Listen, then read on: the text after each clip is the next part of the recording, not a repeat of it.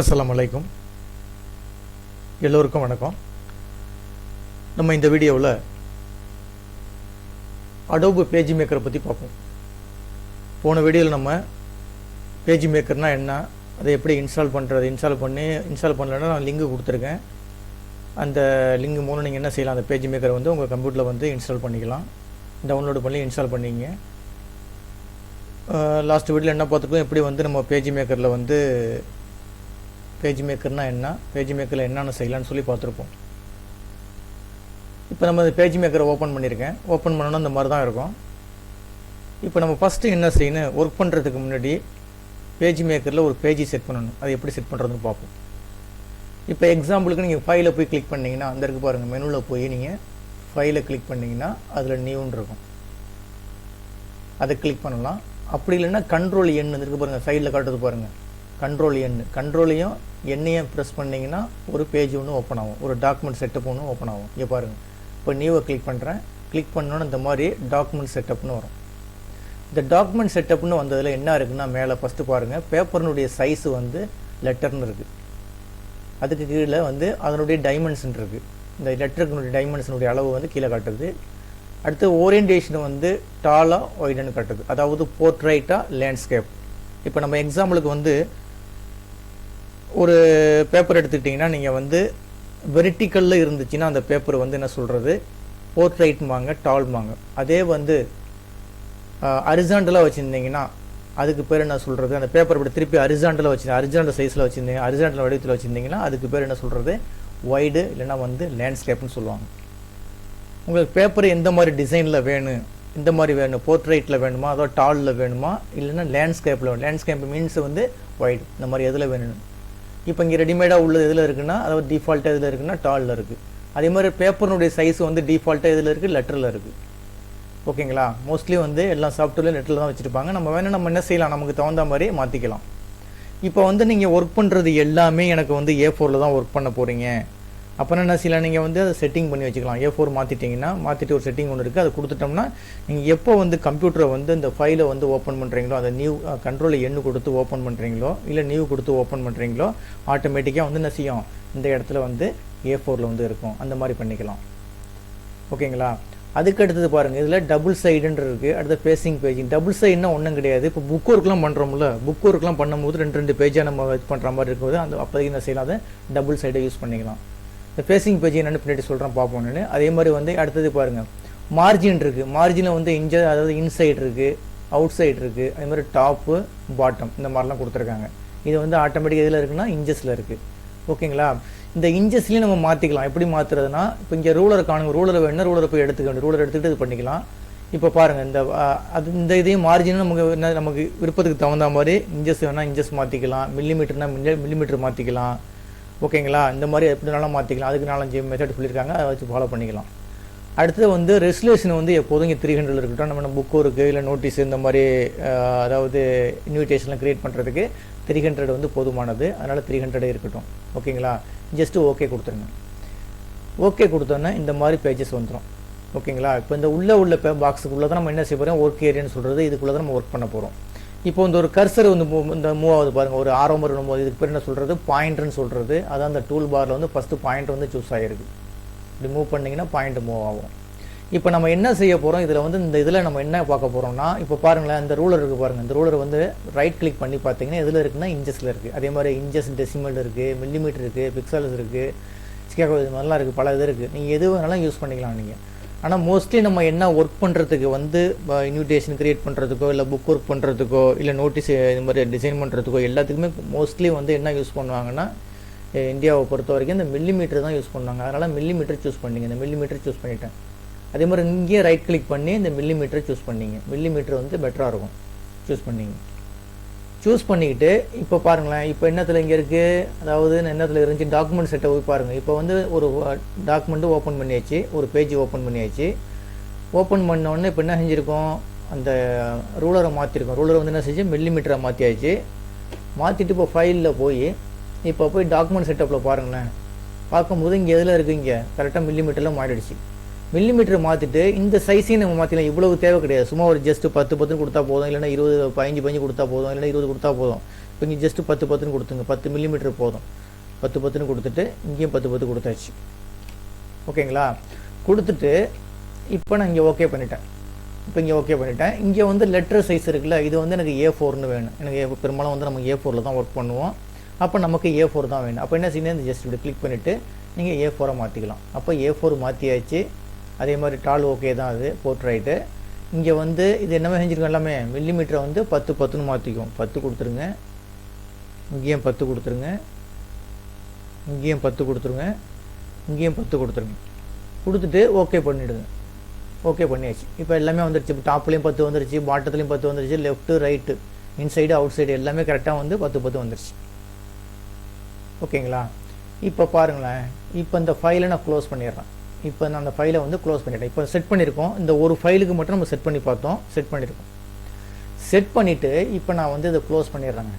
இப்போ டாக்குமெண்ட் செட்டப்பில் போய் பார்த்தா உங்களுக்கு தெரியும், இந்த காட்டுது, கரெக்டாக காட்டுது, எம்எம் மாதிரி இருக்குது, A4ல் வந்துருக்கு, எல்லாமே இருக்குது, ஓகே தான், இது கரெக்டாக இருக்குது. இப்போ இந்த ஃபைலை க்ளோஸ் பண்ணிட்டேன். இந்த ஃபைலை நான் வந்து க்ளோஸ் பண்ணிட்டேங்க. நோ கொடுத்துட்டேன். சேவ் பண்ண வேண்டிய தேவையில்லை, ஏன்னா ஒன்றும் மேட்ரு கிடையாது, சேவ் பண்ண வேண்டிய தேவை, நோ கொடுத்துட்டேன். இப்போ இந்த மாதிரி இருக்குது. இப்போ திருப்பி நான் போய் என்ன செய்கிறேன், இப்போ அடுத்த ஒர்க்குக்காக போய் ஃபைலில் போய் நியூ கொடுக்குறேன். நியூ கொடுக்குறது என்ன வருது பார்த்தீங்களா, திருப்பி லெட்ரு வருது. அதே மாதிரி இங்கே என்ன வருது, ஒரு இன்ச்சஸில் வருது. அப்போ நம்ம என்ன செய்ய வேண்டியதாக இருக்குது, ஒவ்வொரு நடையும் நம்ம ஒர்க் பண்ணும்போது என்ன செய்ய வேண்டியதாக இருக்குது, போய் சேஞ்சஸ் பண்ண வேண்டியதாக இருக்குது. அப்போ இந்த சேஞ்சஸ் பண்ணாமல் நம்ம என்ன செய்யலாம், ஒரு செட்டிங் பண்ணி வச்சுட்டு ஓகே பண்ணிட்டோம்னா நீங்கள் எப்போ ஒர்க் பண்ணாலும் அந்த ரெடிமேடாக டிஃபால்ட்டாக அந்த செட்டிங்கில் போய் கரெக்டாக உட்காந்துக்கும். அந்த செட்டிங்கை எப்படி பண்ணுறது அதை தான் பார்க்க போகிறோம். இப்போ இதில் முக்கியமானது என்ன, அந்த செட்டிங் எப்படி பண்ண போகிறோம். இப்போ பாருங்கள், இதில் கேன்சல் கொடுத்துருங்க, தேவையில்லை எனக்கு, கேன்சல் கொடுத்துருங்க. இப்போ எந்த ஃபைலுமே ஓப்பன் பண்ணலை, இன்னும் நான் டாக்குமெண்ட் ஓப்பன் பண்ணவே இல்லை. இப்போ இப்படி இருந்துக்கிட்டு இதில் இருந்துக்கிட்டு என்ன செய்யுதுங்க, இப்போ வந்து என்ன செய்ய போகிறோம், ஒரு ஃபிக்ஸடாக ஒன்று செட் பண்ண போகிறோம். என்னன்னா எனக்கு மில்லிமீட்டர் வேணும், அதே மாதிரி வந்து A4 சைஸ் வேணும். இந்த ரெண்டையும் செட் பண்ண போகிறோம். அதே மாதிரி எனக்கு வந்து மில்லிமீட்டர் வந்து 10 10 10 10ன்னு, அதாவது inside out side top bottom எல்லாமே எனக்கு 10 10ன்னு வேணும்னு வச்சுக்கோங்க, ஒரு எக்ஸாம்பிளுக்கு.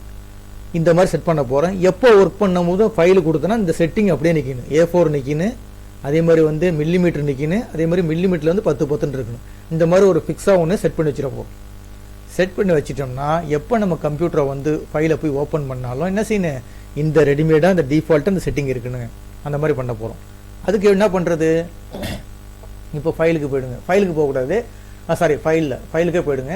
ஃபைலில் போய் நியூ கொடுத்தோம்ல, நியூ கொடுக்க வேண்டாம். இப்போ நாங்கள் என்ன இருக்கோம், இன்னும் ஃபைலே ஓப்பன் பண்ணல, ஃபைலை கிளிக் பண்ணிங்க, அதில் போய் நேரம் திறக்க பாருங்கள், டாக்குமெண்ட் செட்டப்பு ஸ்ட்ரைட்டாக போயிடணும். அதாவது நியூ கொடுக்காம இல்லை ஓப்பன் கொடுக்காம எதுவுமே கொடுக்காம நேரம் என்ன செய்யணும், டாக்குமெண்ட் செட்டப்புக்கு போயிடணும். டாக்குமெண்ட் செட்டப்புக்கு போகிறதுக்கான வந்து அதாவது ஷார்ட்கட் கீனா Ctrl+Shift+P இங்கே கொடுங்க. Ctrl+Shift+P அழுத்துனீங்கன்னா இந்த மாதிரி டாக்குமெண்ட் செட்டப்புக்கு போயிடும். அதாவது ஒரு ஃபைலை ஓப்பன் கிரியேட் பண்ணுறதுக்கு Ctrl+N கொடுக்க சொன்னேன். Ctrl+N கொடுத்தீங்கன்னா நீவாக ஒரு ஃபைலை வந்து கிரியேட் பண்ணுறது. வேணா இங்கே பார்த்துங்க, இங்கே தெரியும், இங்கே இருக்கு பாருங்க.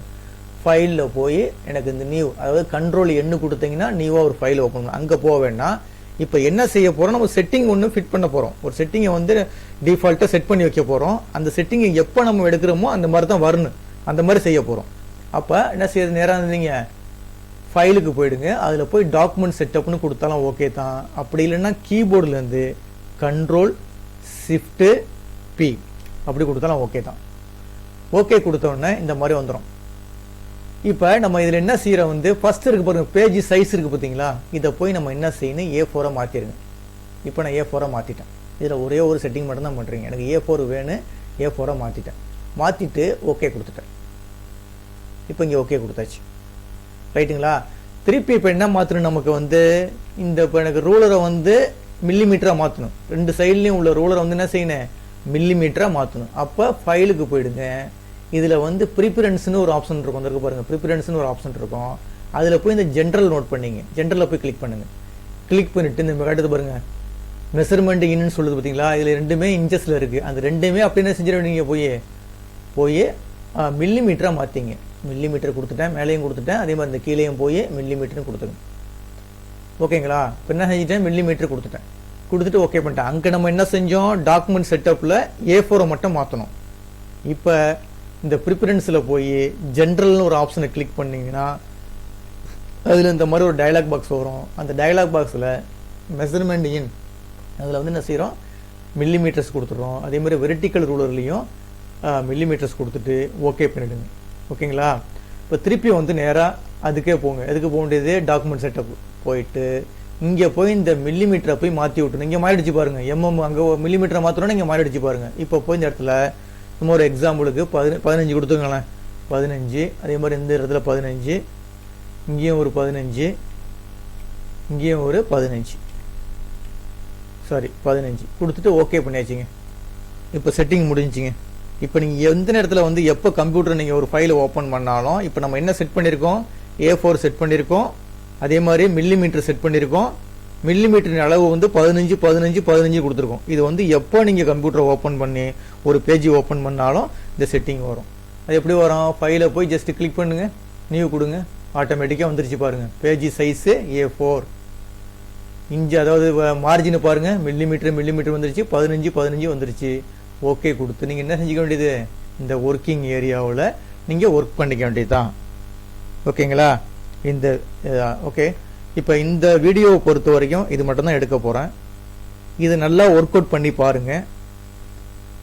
ஒர்க் அவுட் பண்ணி கண்டிப்பாக எனக்கு வந்து உங்களுக்கு பிடிச்சிருந்தா சப்ஸ்கிரைப் பண்ணுங்கள். அதே மாதிரி உங்கள் நண்பர்களுக்கும் வந்து இந்த வீடியோ உங்களுக்கு பிடிச்சிருந்தா உங்கள் நண்பர்களுக்கும் வந்து இந்த என்னுடைய வீடியோ வந்து ஷேர் பண்ணுங்கள்.